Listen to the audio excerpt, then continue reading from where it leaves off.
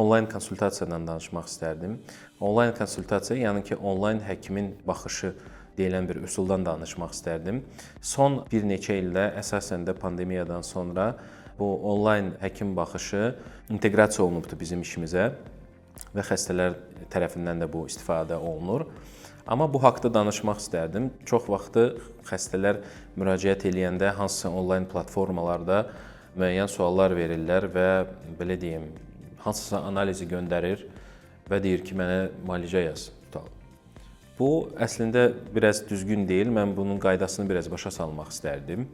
Yəni ümumiyyətlə onlayn həkimin baxışı, yəni onlayn konsultasiya bu nə deməkdir? Yəni bizim praktikamızda necə olur bu? Tutalım hansısa xəstə mənə analizlərini göndərir və yazır ki, həkim mənə bir müalicə yazın. Mənim tutalım vaxtım yoxdur, gələ bilmirəm, hardasa uzaqdayam. Məsəl üçün bu düzgün deyil. Tamamilə nəyə görə? Bəzi xəstəliklər var ki, tutalım 2-3 dənə xəstəliklər olur ki, onların simptomları eyni bir simptomlardır və onu bir-birindən fərqləndirmək üçün həkim lazımdır.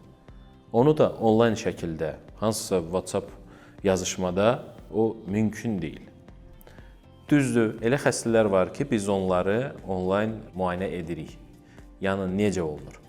Əgər o xəstə ilk dəfə gəlirsə həkimin yanına, həkim tərəfindən tam olaraq baxılırsa və lazım olan müayinələr xəstəyə tövsiyə olunur və bu xəstə bu müayinələrdən keçir və tutalım xəstə bu müayinələrin nəticəsini doğru dəyərləndirmək üçün həkimə müraciət eləyir ki, həkim, bax mən bu müayinəni elətdirdim, tutaq ki, ultrasəs müayinə oldu, analiz oldu, baxa bilərsinizmi, mənə bir-iki söz deyə bilərsinizmi, mən neyniyim?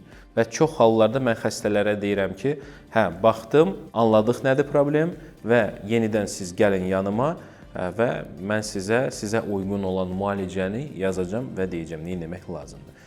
Bu düzgün yoldur, amma kimsə tutalım atırsa analizlər, ona baxıb xəstəni görmədən hansısa bir müalicə yazmaq, o yəni düzgün deyil, tamamilə düzgün deyil.